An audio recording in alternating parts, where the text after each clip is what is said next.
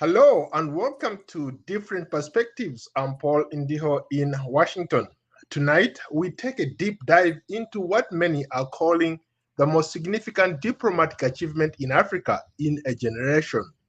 The Washington Accord, a US brokered peace deal between Rwanda and the Democratic Republic of Congo, designed to end the long-running war in eastern DRC. For Washington, this is a major geopolitical win, an assertion of American influence at a time when African conflicts rarely reach the top of the global agenda. For Kinshasa and Kigali, it's a bold step toward ending years of mistrust, stabilizing borders, and opening the door to significant economic opportunities tied to the global demand for critical rare earth minerals. But for the people who matter most, especially women, families of and small business owners in the DRC, this agreement is not simply a diplomatic headline. It is a question of survival, dignity, and whether this peace will finally break the cycle of violence. And tonight, joining me are two distinguished guests.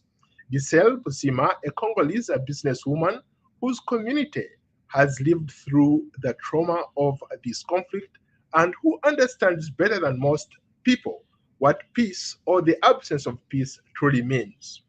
And my good friend Claude Gatebuke, a survivor of the 1994 Rwandan genocide and the executive director of African Great Lakes Action Network.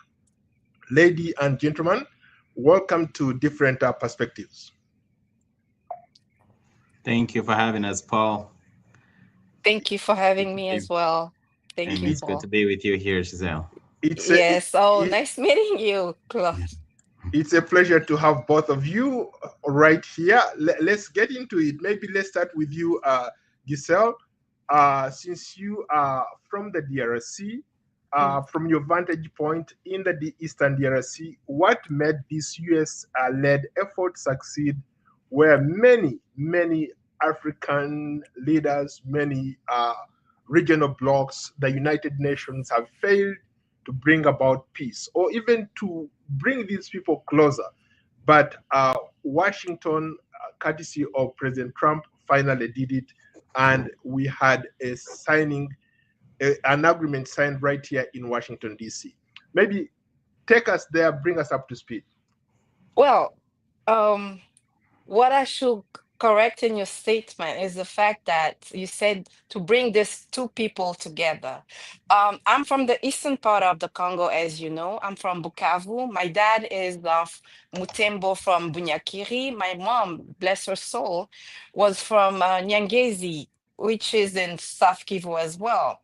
Now, I'm not gonna say that these two people are, far apart or they're fighting. No, all you see, what's separating us is the politics side of things, okay? But the two people, the Rwandese and the Congolese, are very close. We share borders, especially me being from the South Kivu, okay? Like for me to get, if I'm in Bukavu, for me to get to I forgot the name of the city on the other side. It's like it's gonna Changugu. come Kanambe. Changugu. Kango, Kamembe. yeah, Kamembe. Yeah. Kanmembe. There you go. Yes. Yes. It's like I can just cross over in 5 minutes. Okay, we are close. Don't listen to what you see. It's all propaganda. It's the Congolese government that tried to just tarnish the Rwandese in general, and but particularly President Paul Kagame. That being said, um, the body languages of our two leaders told us everything on that. Was it Thursday, December 4th? Told us everything. You Uh, asked about, yes, go ahead. Claude, I see you smiling. You want to comment on that? Your thoughts are on this peace process. Well, I smiled because you said that what you asked the question, what made this work where it's failed and it's brought peace? I probably shouldn't be smiling because right now, as we speak, the day that they signed the deal, and for those who follow my social media, if you check my social media, we actually had images of massacres of people in Congo by Rwandan troops and their proxy rebels. So there is an issue with Rwanda over and over, and Uganda, by the way, over and over, invading Congo, committing horrific atrocities. I mean, the images, the way I put it was, this is what American, European, um, and I'm forgetting the other one, UK taxpayers are doing in the Congo, because the US is a donor to Rwanda. They also provide them with military training. And they provide all this support. And when you give resources to a war criminal, they commit more crimes. And the images are children that have been butchered. It's women that have been butchered. Older people, older women, people running. I mean, it's total chaos. And so when you said that he succeeded at bringing peace, smiled because I couldn't cry. Don't want to, but my heart bleeds for those people who are still going through it right now. So the violence hasn't stopped. Now, what is happening with that peace deal is that Rwanda can pretend, hey, we are no longer involved in a Congo. This is a Congolese issue with the M23. There is no M23 without Rwanda. I've said this before on your I program. mean, it's the same thing with Uganda as well. And it's not only Correct. Uganda, you have Burundi soldiers on the Congolese soil as well, killing people. They are exterminating the Banyamulenges in the DRC. We have proof of that. Go ahead. Sorry, I had to jump But in. to both of you guys, I think your concerns are valid. But to Mhm. the other end, all those countries that you mentioned were part and parcel of this peace process. Uganda's vice president was present there at the signing, and Burundi's president was also very present, and they all endorsed this peace deal. So could this be the beginning of an end to what we have seen for the last 30 years? What Charles just said is true. I mean, Rwanda is Claude, being backed. Claude, yes, sorry. Sorry, yes. Claude. Sorry. Onyurumi.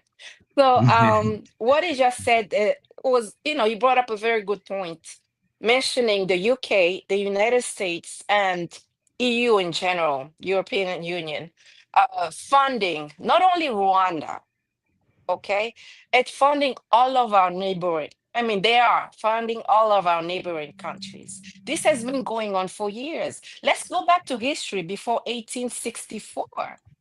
Okay, how did the Belgians got a hold of not only Congo or Africa? That's why I mean I insist on the fact that we have to go through the root causes of all the wars, supposedly tribal wars that are going on in Africa, Congo, Rwanda, but even in the Middle East today. Okay, who is funding and why are they funding those wars?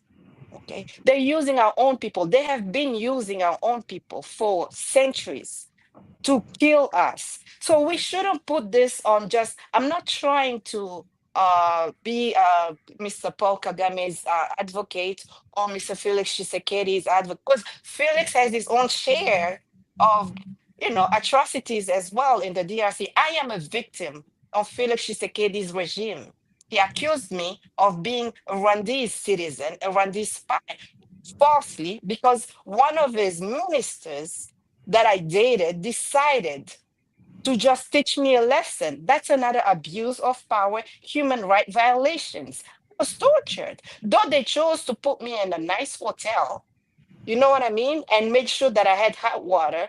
I was held in captivity for 45 days.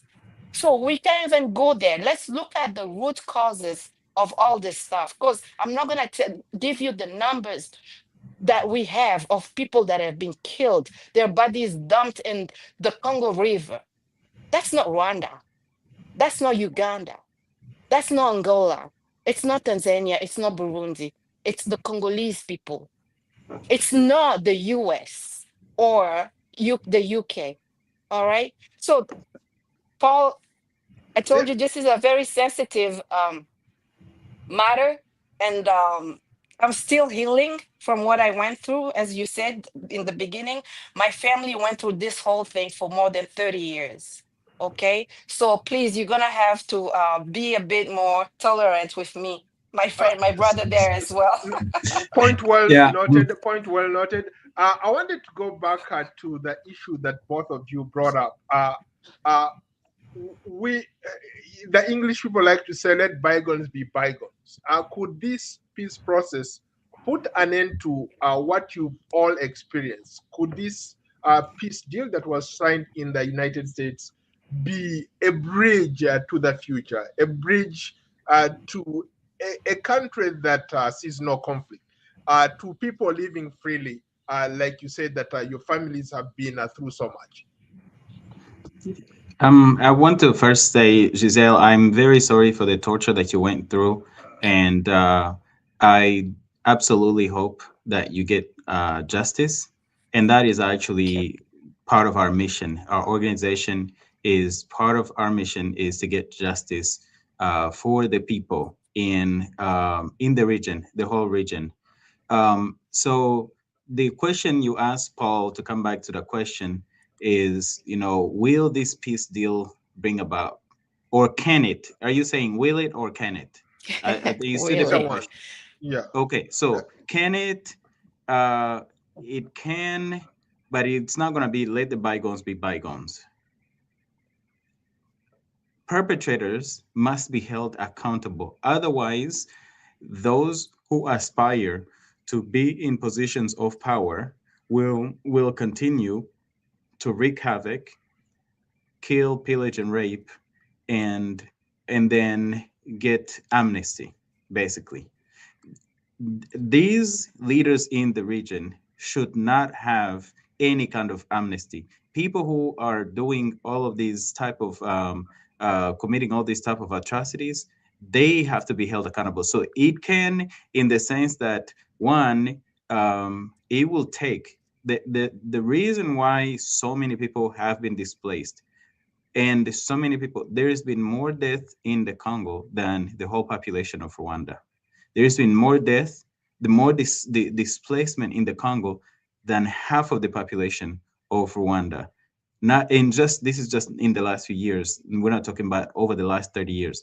For the last 30 years, there has been invasion and occupation and plunder that is happening in the Congo. And until remember in 2012, 2013, we had this conversation, Paul, when the M23, again, there is no M23 without Rwanda, without Uganda. These are forces, when you look at rebels on the African continent, usually it's people with sandals, with sticks, and barely some guns. These are conventional armies.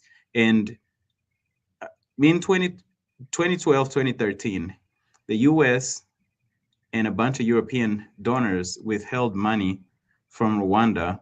And within months, the M23 was out of Congo in the refugee camps in Uganda and Rwanda. They regrouped and came back in 2021, but it will take something like that for that peace deal to succeed. It will take America and the European partners and the World Bank, which is the largest multilateral donor to the countries that are invading the Congo. It will take that. It will take holding Paul Kagame and Yoweri Museveni accountable for the crimes they committed inside of their own countries and the crimes they commit inside of the Congo. Until that happens, will this peace deal actually do it? Until there is justice, this deal is going to be like many other deals that have been signed. This isn't the first. There's been many deals signed. Not only does this go back, it's not just in the Congo. Congo has had multiple peace deals that have been signed and violated, multiple ceasefires that have been agreed on and violated. You go back to Rwanda, same thing. Rwanda had multiple peace deals with, by the way, the same players um, in the 90s, and those who violated led to the genocide. Genocide led to the displacement of people into the Congo, and then the pursuit of those people in the Congo is supposed to be the reason. But every time they go there to get the genocidaires, they go for the mines. When did the mines and the minerals commit genocide in Rwanda? For you to go after the mines every single time. Now, go back before Rwanda. The violation of peace accords actually started in Uganda in the early 80s when Museveni recruited Paul Kagame and his fellows who formed the RPF and invaded Rwanda, and then both of them teamed up and invaded Congo. They violated peace deals in Uganda. So it goes back more than 40 years. And so until there's accountability, the only thing that's been constant is impunity and the lack of accountability. Until impunity and lack of accountability is ended, I think that this peace deal is doomed to be similar to the rest of the other ones that we've seen in the past. Giselle, before you come in, let me tie maybe what Claude is saying to Okay. the issue of accountability. He talks about the lack of accountability as the biggest reason why we keep seeing these peace accords being violated. You come from the East. Earlier, you talked very briefly about how women have have had to bear the brunt of this war. Can you speak to that? Women. Oh, can I please go back and maybe add a few points to Sure, what sure. Claude just said? Right. Um, I I am a firm believer of addressing the root cause. Yes, it's good to hold all these people accountable. That's what I'm fighting for my case as well. But at the same token, we have to ask ourselves, the M23 were gone in 2013, you said, right, Claude? Why did they come back and how? Okay, we have to look into that as well. And then there's another point that I wanted to bring up, but it's okay, I'll answer your question. Rape has been used as an how do you call those guns? A M13, weapon, a weapon of a war. weapon. It is a weapon of war. And in my case, again, I'll always speak from the experience. I'm one of the victims because they were in the war and then they just put me. And there's so many others like that. In the eastern part of Congo, and Ituri, I'm not gonna forget that, where the ADF, they do atrocious things over there as well. Many women have been raped and they continue to be raped. And when you touch the soul of a woman that brings forth life, it means that everything else that will come through her after that will just be destroyed. Like me today, I'm a different person. With what I went through, I'm not the same Giselle that people knew before September 30th, 2024. Okay. I'm dealing with that. I have the tools that I need here, thank God, in the US to heal my wounds and to know how to relieve, to be social again in society. But these women in the eastern part of Congo, they don't have access to what I have. Okay. And that's what we should be looking for. Yeah, we're gonna hold this leaders, so-called presidents, accountable. But what about the people that are funding them? What about the people that are funding them? We should start by calling them out. By doing so, we'll be able to save and protect these women in the Congo, eastern part of Congo. And I should add that it's not only in the eastern part. There's also the province of Grand Bandundu, which is very close to Kinshasa, where women are being raped on a daily basis in Kinshasa itself as well. Okay, so we have to look at it in the bird. It's a weapon of war at the end of the day. It might be tribal, it might be international, or going after the mines. Okay, but we have to start by holding the people funding them accountable first, then our leaders. Uh, let's move on. Let's talk about the deal itself.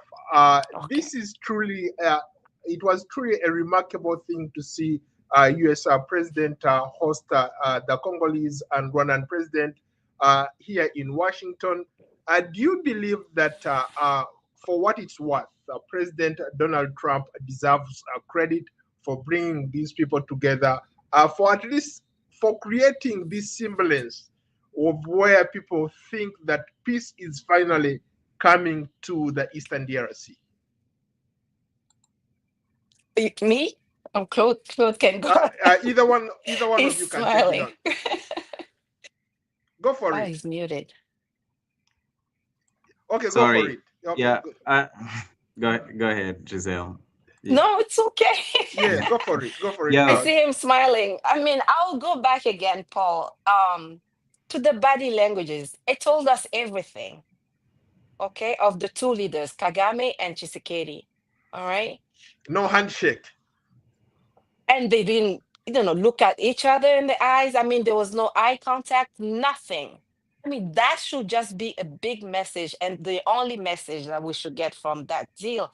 Talk about President Donald Trump. We know him. We have been in this country, I'm sure, respectively, for years and years and years.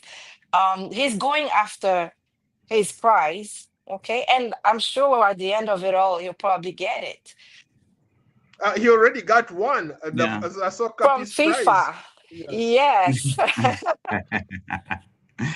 Yeah, I'm not really big on body language as an indicator of things because there's cultural Okay. things. There's so many other things that can go into it. Okay. But itself bringing Paul Kagame and Chisekedi to the same room or to sign some documents. They meet every year. They meet at the UN. They meet at the African Union. They've met in Kenya. They met through the Rwanda Doha, Accords. They've, in Doha as well. yeah, they meet everywhere. So there's nothing extraordinary about having them in the same room. The only thing I think that is extraordinary is it took away Rwanda's denials of invading Congo for the last 30 years because Trump kept repeating, hey, this war's been going on for 30 years. And while Paul Kagame claimed earlier this year, while his troops were butchering the Congolese people, he claimed, oh, they asked him, It di- do you have troops there? Oh, I don't know if my troops are in Congo. yeah, But now he's signing the deal. So he's at minimum admitting that Rwanda's been in the Congo. And that's not the first time. I mean, we've seen it before. There was a time when Rwanda denied over and over and over that they were in the Congo. And then after some time, they held a ceremony to welcome troops coming back from the Congo, even though they had claimed that they didn't have troops in the Congo. So that's one thing that came out of it. The other thing, as far as giving Trump credit for bringing them together again, Trump wants minerals. And Trump wants his, American companies to go there, and that is the reason. That is the core of this he's violence is competing with about China. access. Yeah, and it's the core of all these atrocities in the Congo for the last 30 years is access to minerals. I mean, if you look at the reports from the very beginning to this day, including the ones that listed the companies that are plundering the Congo, Canadian companies, Australian companies, Belgian, French, you name it, American companies. Now, Kazakhstan as well. yeah, now what we're getting is they're officializing American companies, especially Trump's friends, to go in there and get the minerals. And another thing, last point I'll make here, when it comes to Trump, trust him at your own Risk. peril, at your own risk. Trump sold a meme coin to his own fans. The meme coin wasn't worth anything. And so this is the type of the character that you're dealing with. Additionally, the U.S. has a long history of supporting dictators, friendly tyrants all over the world, and then they turn around and they trash them. Bin Laden was their friend. Saddam Hussein was their friend, and so for me, there is not much credit to give here because again, until there is accountability, and this is where I differ with Giselle. I keep insisting the local actors, that's where we need to start because that's who is holding the knives. That's who's holding the weapons. That's who's doing the violence directly. Start there and work backwards to those who are sponsoring them. And that's why at the very beginning, I talk about the sponsorship of these the belligerents, those who are causing violence. So, Ca- that's to I, me I It's the wanted good. to push It's difference. back good. before you come in. Let me push back a little bit. Let me I'm go gonna back lose at. my train of thought. Yes, Oh, go oh, ahead. okay, go ahead. Go ahead. Yeah. No, like yeah, I'm I agree with you, and I told you, my dear brother Claude, that and Paul, that my fight today is to hold my um abusers accountable. It's at the local level, okay? But the thing is, yeah, we're gonna hold them accountable at the local level. These people are gonna turn around and come up with new leaders that will do exactly the same thing. So we have to expose them as well at a international level and then deal with our own cancer on the ground, number one. Number two, I'm going to add another example of the US backing all these people that are killing their brothers and sisters, dictators, the terrorists that was just appointed president in Syria.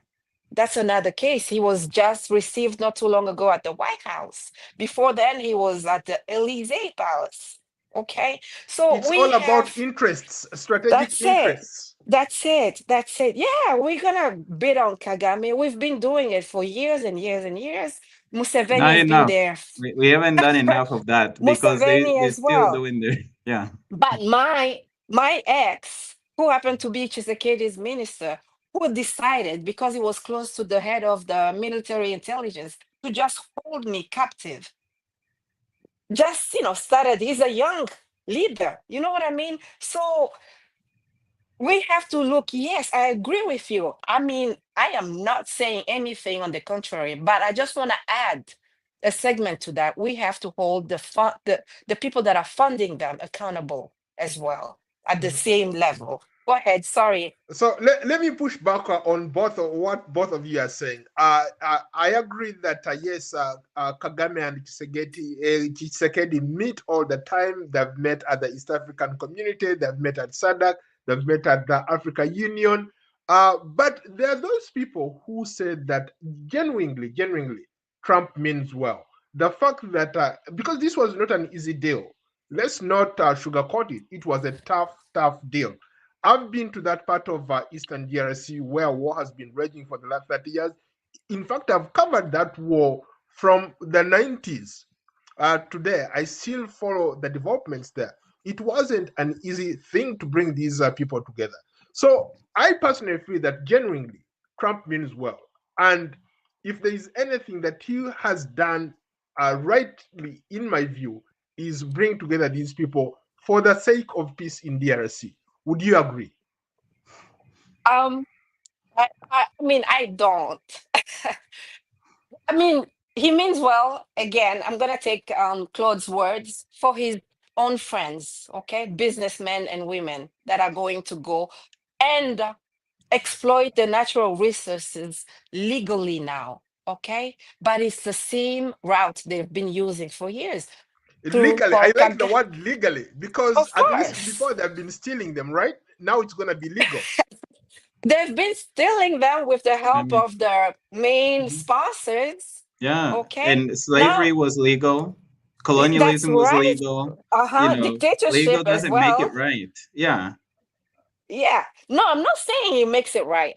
Not. No, no, No, no. no, Oh, yeah, I was not. just saying it to Paul. Yes, That yeah. It doesn't make legal it doesn't right. mean right. Hmm. You know, let's the Congo integrated the Eastern African community. I'm not sure about the date, but neither the year, but it was under Felix Tshisekedi's regime, okay, when it started. That's the way they brought up all these countries that you saw represented on December 4th. Okay. We have to ask ourselves. Actually, we need a copy of the deal with the Eastern African community first. I don't know if I should say this, but I was maybe lucky enough or cursed enough to be in a room where I saw a presentation of the Eastern African community plan project that they had signed with the DRC. Okay, we can blame Paul Kagame. Yes, he's done awful things. Museveni as well. Those are the two known, um, you know, boroughs, if I should say, of the DRC. But what about what we signed with the Eastern African community? We, by signing on the 4th of December, we were not only able, as the US, to legalize the exploitation of the Congolese natural resources, but also put in place the Eastern African Community Agreement that Felix Tshisekedi had with the neighboring countries as well. Okay, that's a key part. People should ask themselves, what was Ruto doing in DC? What about Burundi? Because he was exploiting a mine, Rubaya, for years too, under Felix Tshisekedi. So I'm not going to go into too much details, but the bottom line here is that everything has been Okay, Claude, pick it up. Yeah. Yeah, you were saying that Trump means well. I think that was where you were coming from. You want me to pick it up from there? Yeah. Go ahead. So I Just I used to be one of the people that believed Trump didn't like war. Now seeing what is happening in with Venezuela, I am not so sure that I can say that again. I stand corrected. Um, we've also seen what's been happening in the Middle East during his own administration. Um, what's happening in Gaza and Palestine, the 12-day war, Israel and Iran, where he claimed that he was also a part of it. So I used to be one of the people that really thought, he didn't like war, and maybe he doesn't like war as much as other U.S. presidents in the past. But when you say he genuinely means well, I agree with Giselle. He means well for his friends. He means well for the billionaire class.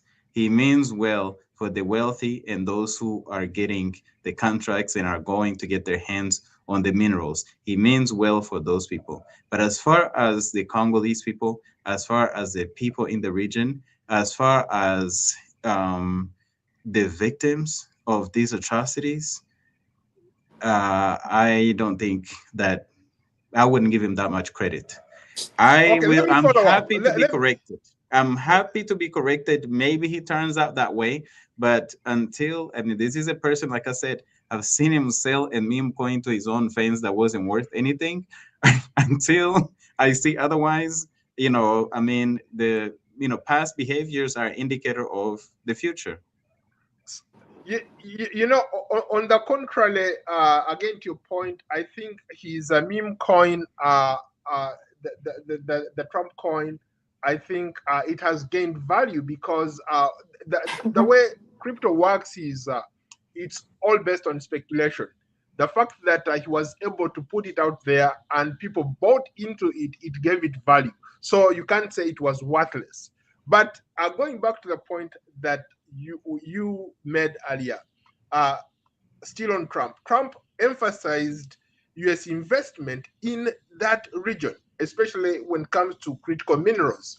Of course, analysts like you guys, are looking at it saying that it's all about minerals, it's all about American companies going into the DRC.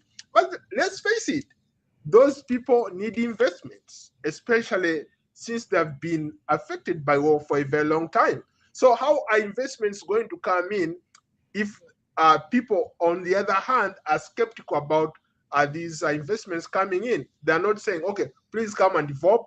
I can bet you that once those investments hit the ground, you'll see some kind of development on the ground as well. So which will mutually benefit the people of the DRC.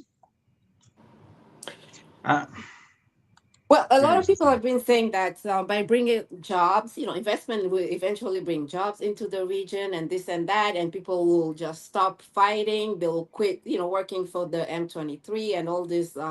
There's so many rebel groups in the DRC. I think there are more than 400. It's not just M23. Yes. There are many of them. So people believe. Sorry, Claude, I cut you off there. You're okay. You're okay. But at the same token, we have to look at the population in the DRC in general, eastern part of the country in particular, do they have the skills? Once these people come with the investments, who will be working for them? Do we have enough people skilled to work for the American companies, or are they going to import once again? You know, the people to work for them. Yes, I mean, yeah, they will come in, they'll invest. It's probably gonna bring peace, take people out of the bushes and everything else. But at the end of the day, is that gonna be enough to bring peace on the ground?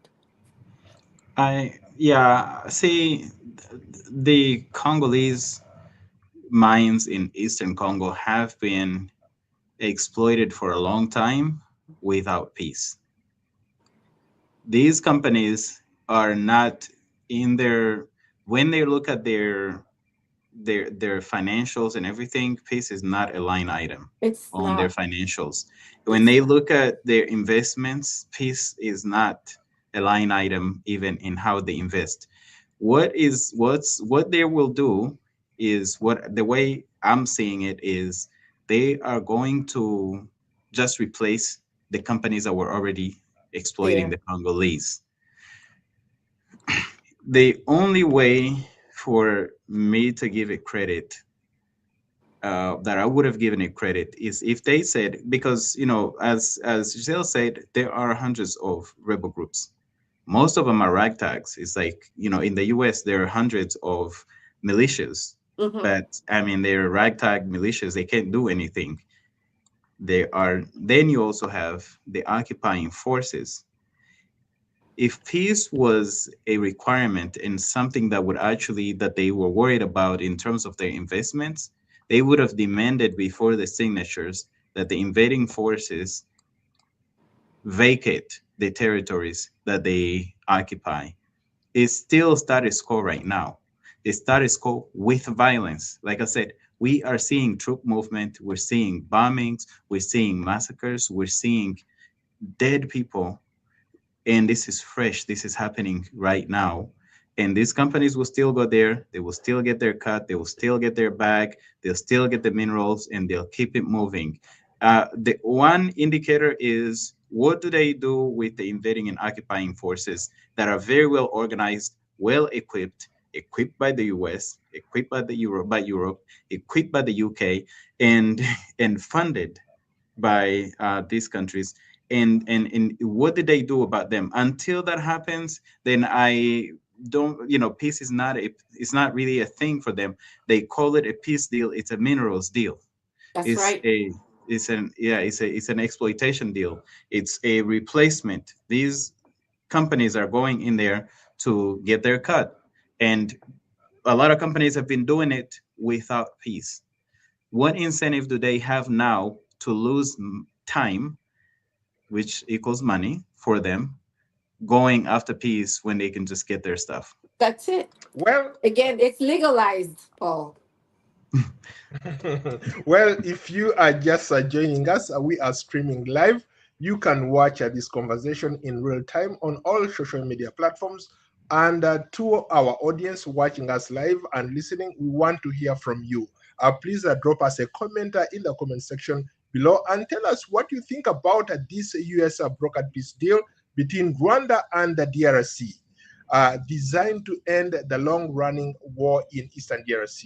And of course, my guests are Giselle Busima, a Congolese businesswoman whose community has lived through the trauma of this conflict and understands better than most people what peace or the absence of it truly means. And Claude Gatebuke, a survivor of the 1994 Rwandan genocide and executive director of the African Great Lakes Action Network. Uh, Lady and gentlemen, back to you. How about the role of regional actors? I think, Claude, you alluded to the fact that yes, these guys have had all sorts of meetings, all sorts of accords signed, but they struggle to secure commitments from both sides. Now it's finally here. The United States has done it. What can we expect going forward? Let's Oh, Like I said earlier, let's forget, let bygones be bygones. Let's focus on the future. Paul, we're talking about last week. They didn't even have a handshake. Less than 10 years ago, Kagame and Tshisekedi were holding hands, Mm. right after Tshisekedi became president. So at that trajectory, you know, it's going to be hard to even have them in the same room eventually. But, and I guess that's where you're giving credit to That's a Trump. good point. Yeah. Um, but, and what every one of these leaders has an incentive in this, in that the regional players are so dirty that especially the presidents, and I single out especially Paul Kagame and Yoweri Museveni. I mean, the mapping report was clear. It said that Rwandan troops, if taken to court, would be found to have committed genocide. And this is the UN saying that.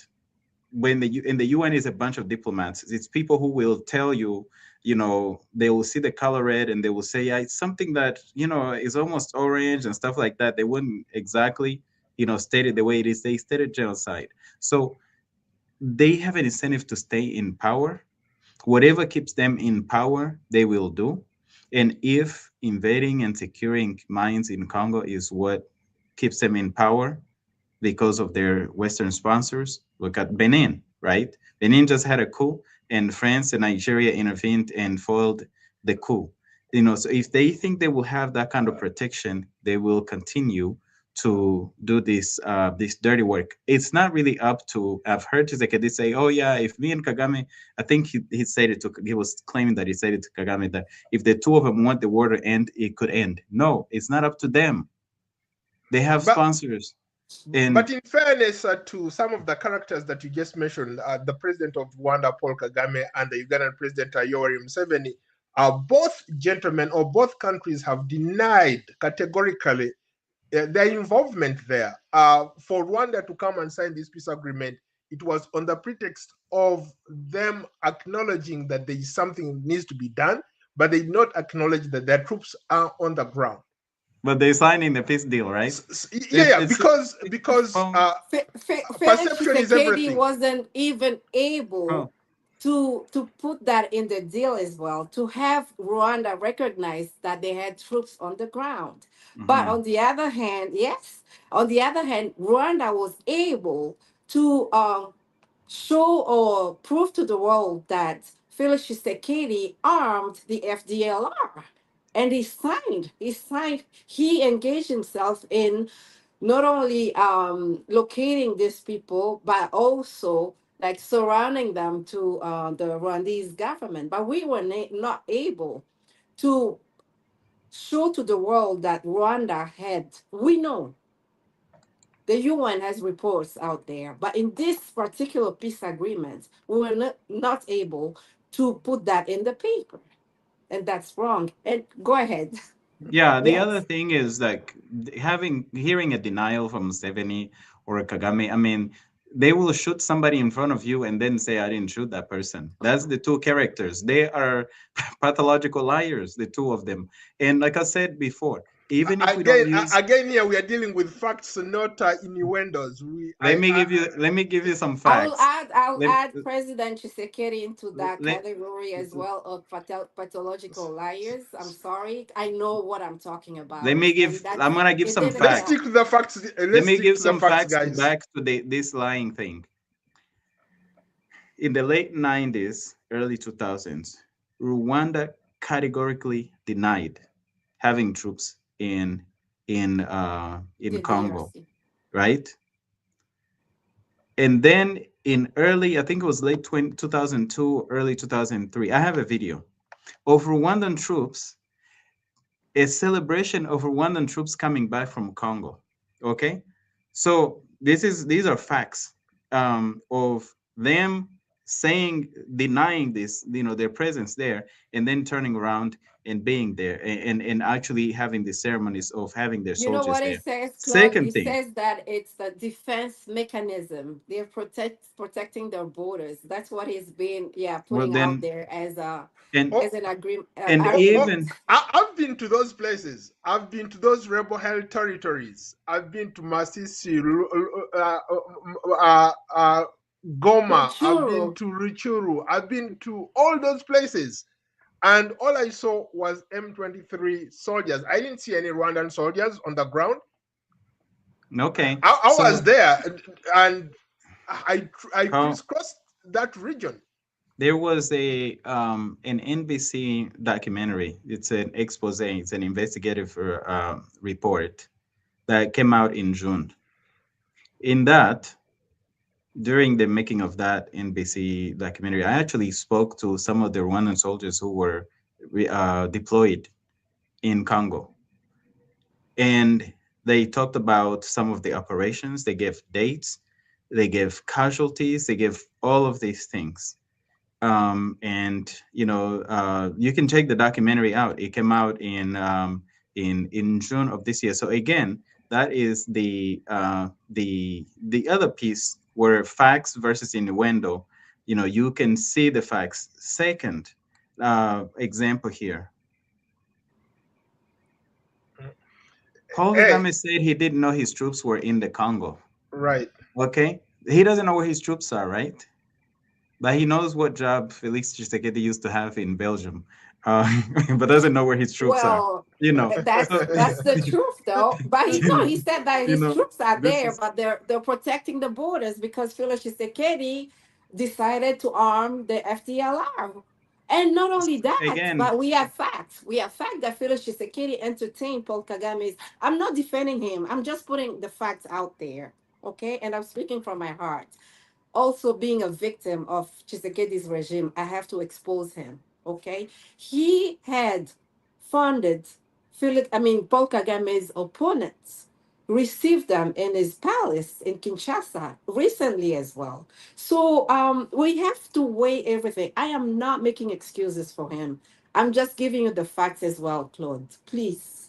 well, So the question how about was, Paul asked the question. The question was in defense of Yoweri Museveni and Paul Kagame. So I responded to show Yes, yes, to show the facts about them lying about their presence, yes. regardless of how they call it. You can take an invasion and call it breakfast, defensive mechanism, or whatever.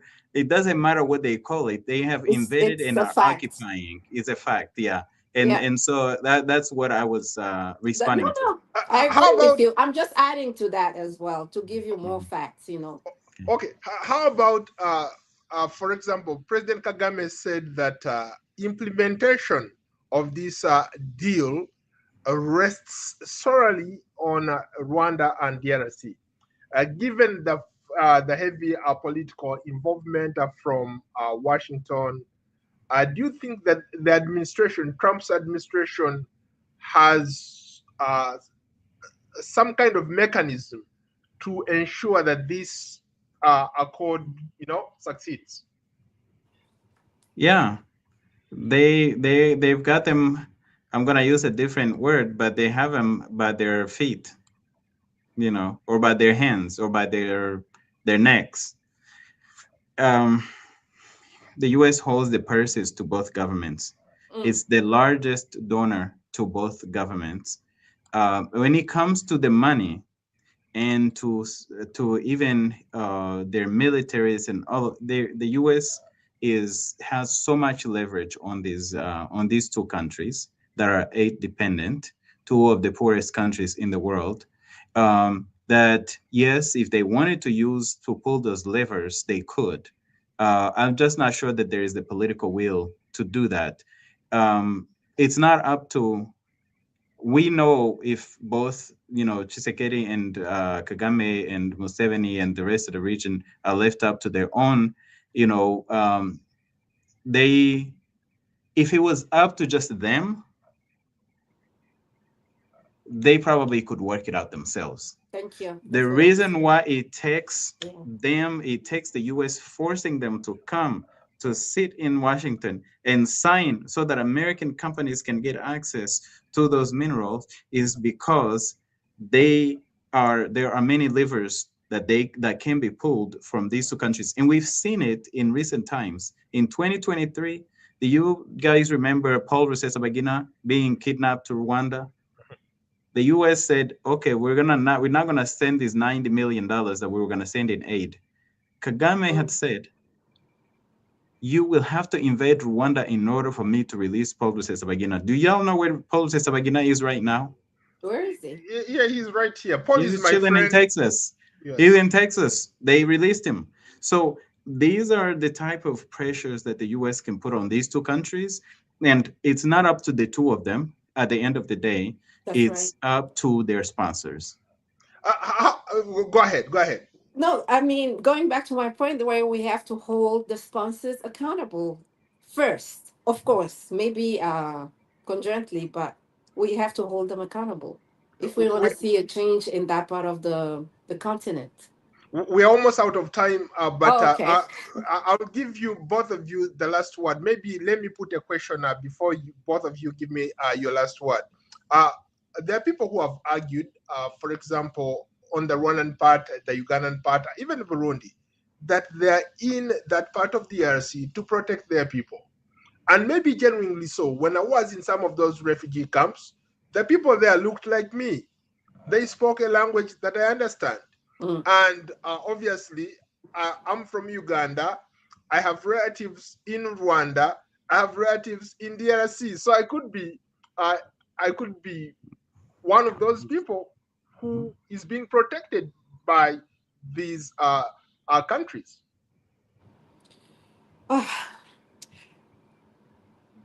I'm gonna steal Claude's words. If it was up to our leaders, they would have been able to work it out the African way. Okay, but it's bigger than that. It's bigger than them. At the end of the day, that's my answer as well, and I completely agree. I mean, Yeah. Those porous So to borders, you those to almost can't the control those porous borders. Paul, the pretext of protecting their people is false.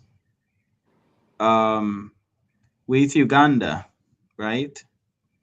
Uganda went into Congo at some point, parts of Congo, talking about they're going after Joseph Coin. I think he was already It's dead. not when they- Joseph Kony, the RDF. RDF, yeah. No, Yes, the ADF came after. Before, there was a time when they were going after back in the early 2000s, mid 2000s. Oh, yes, But okay. I think he yeah. was already dead when they were supposedly No, no. going after him. Actually, Okay. Joseph Kony himself is still very much alive. That's why the ICC has indicted him. Uh, Oh, okay. he is still very Okay. much alive and at large. I'm learning something new about Yeah. this Okay. guy So how old today. is he now? He must be in his 70s or 80s. I don't know. No, I think maybe 60s or 70s because he was a Okay. young man when he started that war. Okay. So these are countries that are already these leaders, they are already killing their own people inside of their own borders. You look at what's happening inside of Uganda right now. You look at every election cycle, what Museveni does. You look at Museveni just kidnapped Kiza Besigye Kenya. from Kenya and is torturing him. You look at what's happened to the supporters of Bobby Wine, and you talk about they're not even interested in protecting people inside of their own borders, That's and they're right. talking about going into the Congo to protect their own people. Next, we go to Rwanda. Look at Victoire Ingabire, a woman. Again, Oh women have been yeah. big time Yeah. targets. She's in prison for simply opposing Paul Kagame. Yeah. There are people in Rwanda who are in prison and tortured. I think one of them, if not more, actually uh, died in custody, a young woman, for reading a book about overthrowing a dictatorship. Reading a book, okay? Wow. We have many people who are in prison and they're being tortured. People are being disappeared every single day inside of the borders of Rwanda. And here you got Rwanda going into the Congo to protect the people. When they went there, they went to the refugee camps of their own people, of Rwandan people, and massacred hundreds and hundreds of They thousands were of the looking people. for This book FPLM. that you see behind me, Survivors Uncensored, it has accounts of people who survived those refugee camps. So how can they claim that they're going in there to protect their own people when they're actually going after their own people? Number one, even the FDLR, that's their own people. Yes, I of mean, course. weren't Yes, they, it's the getting people. their own people? Yes, So yes. this I, thing I about would Yeah. I would protecting, love to continue this conversation. I'm gonna add to that before we go on. Go And for it. the sad thing is that we as Congolese, we are crying day and night, accusing Rwanda and Uganda. Not enough. I think we kind of Mhm. protect Uganda because we receive his son in the presidential palace whenever he wants to come to whatever. But the fact is, there Uganda has been aggressing the DRC as well. But the sad thing is that my president, Tshisekedi, because I'm a Congolese American, he is doing exactly the same thing that his aggressors are doing to their people as well. He's doing that to his own people. I'm going to put my case aside. But 3 days ago, he just arrested and tortured another guy. He attacked a human rights activist in the DRC in Kinshasa. So again, I'm going to go back to our leaders. The day they will learn or they will start treating us with dignity will be the end of these sponsors funding them to destroy us. Unfortunately, we have to leave it there. Thank you both, Giselle and Claude. Thank you, Uh, Paul. Thank you're you most for welcome. having me. You're most welcome. Giselle Bisima is a Congolese businesswoman, and Claude Gatebuke, Executive Director of the African Great Lakes Action Network. And of course, don't forget to like, follow, and subscribe to me, Paul Ndiho, on Substack, X, Instagram, Facebook, Threads, LinkedIn, YouTube, and Spotify. We'll see you on another edition of a different perspectives. For now, so long from Washington. Guys, Asante. Thank stick you. around for 1 second. Let me make sure everything is good, and I'll Okay. let you go. Okay.